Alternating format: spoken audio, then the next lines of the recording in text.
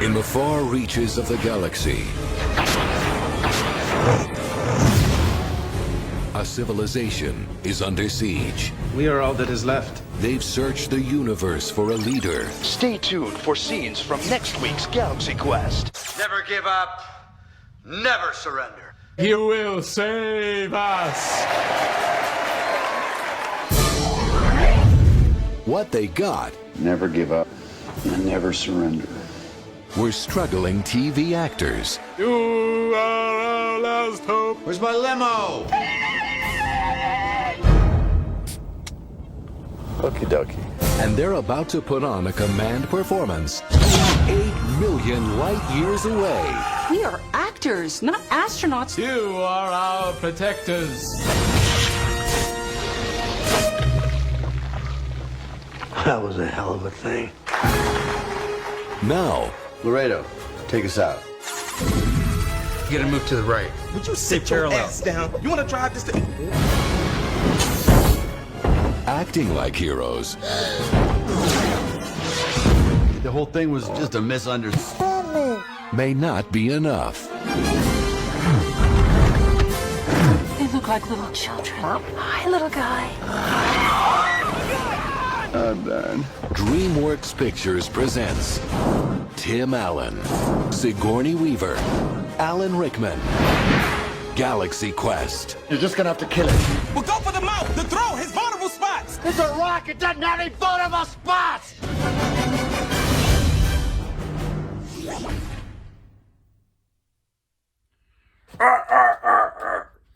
Welcome to Sci-Fi History, changing times and time. This time we're going to talk about and review what some say is the best Star Trek film ever made. We're talking about Galaxy Quest. Join me, won't you?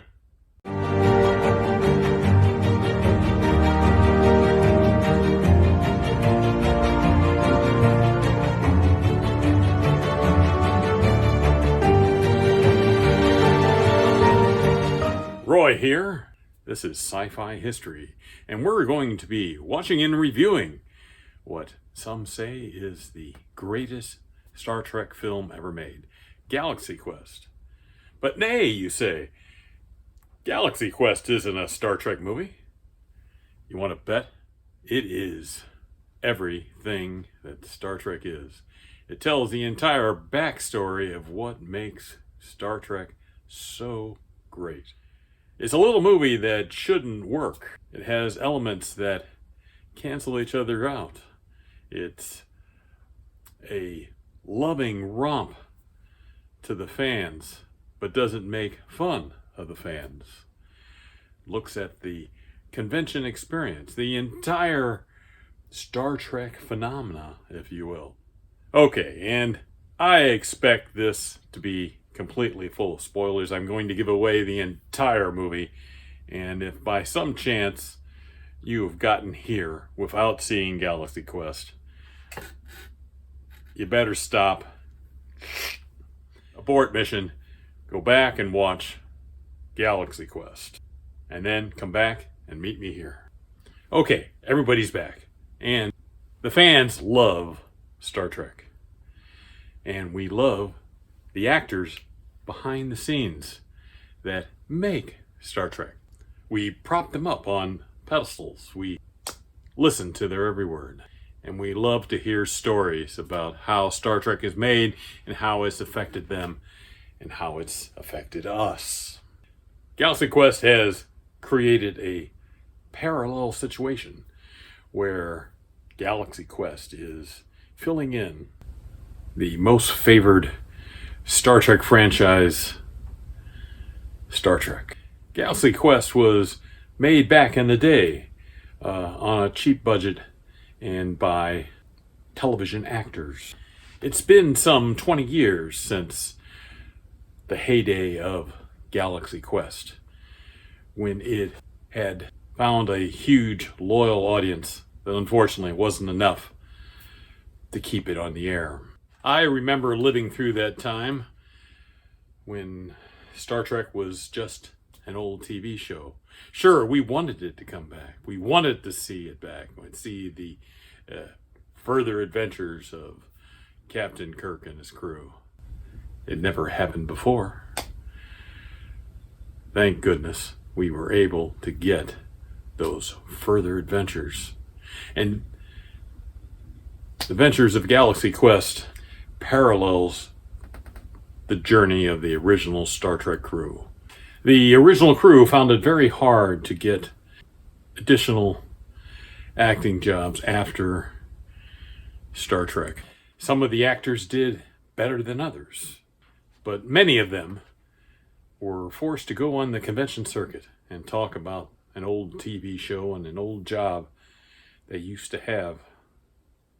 So they developed a love-hate relationship with the franchise. By Grabthar's hammer, by the sons of Warvan, I shall avenge you.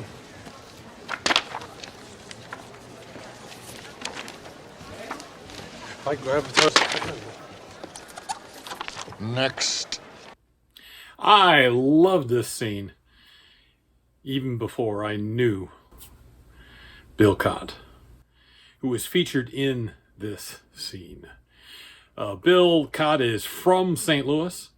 Bill is an alum of the Second City Tour, and he toured with them in the 90s.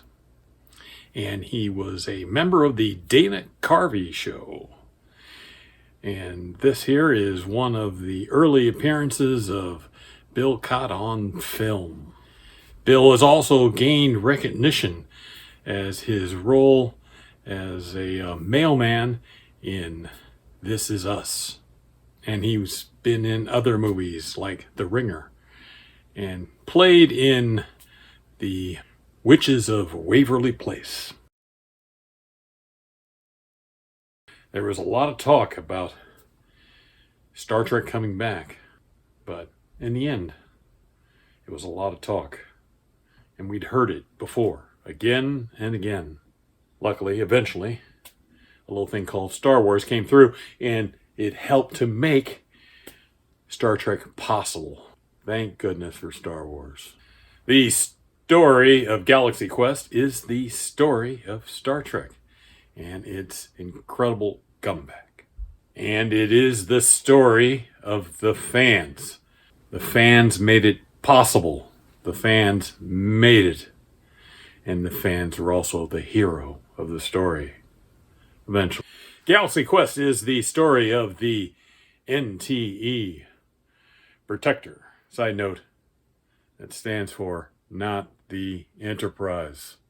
Seems like Galaxy Quest was afraid of being sued, and rightfully so. So they plastered it right on the side of the ship that they were not trying to be the Enterprise. The Protector was under the command of John Quincy Taggart, who often lost his shirt in scene. Is played by and stars Tim Allen. Tim Allen was a big fan of Star Trek and William Shatner. But there was some worry that Tim might have been too big of a star to be John Quincy Taggart. Was he able to give the nuanced role what it deserved in order to achieve the show's expectations? Certainly, they were not looking for just an ordinary Tim Allen movie. They were looking for something more special. Thankfully, the producers wouldn't allow that, and hey, Tim Allen wouldn't allow that because he's that big of a fan. In casting the movie, they had one general rule that they didn't want people that had had science fiction experience in the past. Well, this didn't sit well with Sigourney Weaver, who thought that if anyone could parody a woman in space, it would be her. And yes, after due consideration, they brought in Sigourney Weaver as Gwen DeMarco. Sigourney Weaver is the one that suggested that she be a blonde. And she had a chance to play a blonde bimbo in a sci-fi show. Oh, And they needed the alien presence on the bridge, just like they did on the Enterprise. And they brought in the Shakespearean actor Alan Rickman to play Alexander Dane. The cast was rounded out with Tony Shalhoub as Fred Guan, Sam Rockwell as Guy Flegman, and Daryl Mitchell as the grown-up Tommy Webber. Now, this film could have been just about the science fiction convention experience and how it affected actors involved in this phenomena. But no, Galaxy Quest pushed for more. What if our heroes actually had a chance to be heroes? Could they be the people that we see on the screen? How would they respond to real threats? Well, that's what Galaxy Quest explores. As a side note, I'd like to make note of a science fiction novel that came out years and years ago, back in that period of Star Trek New Worlds. And it was a collection of fan fiction that was actually published in paperback back in the day. Star Trek New Worlds. And one of the stories in there was about a transporter accident that transposes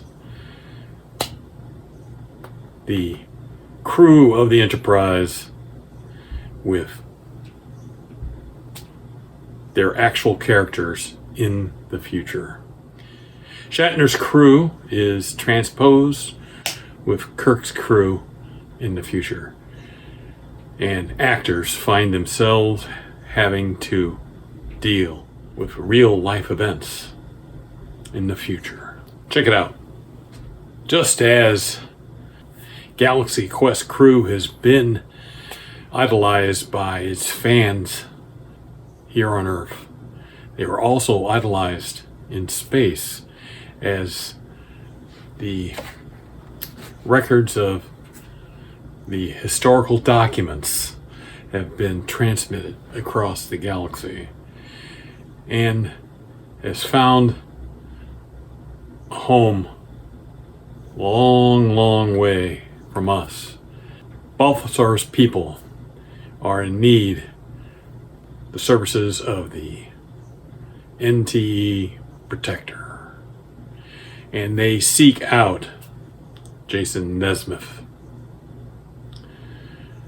or John Quincy Taggart, and they find him. And finally, the entire crew of Galaxy Quest is involved in a great space adventure, and they all deal with it in their own special ways.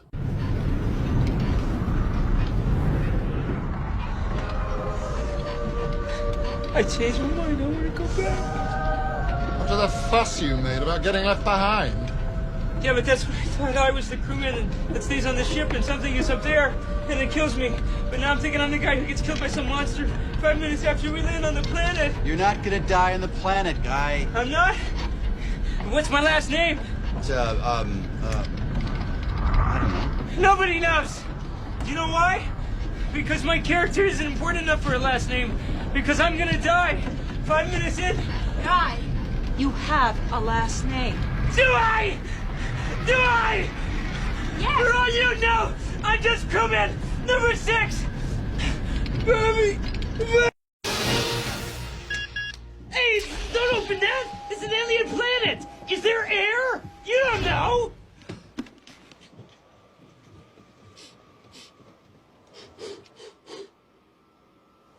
Seems okay.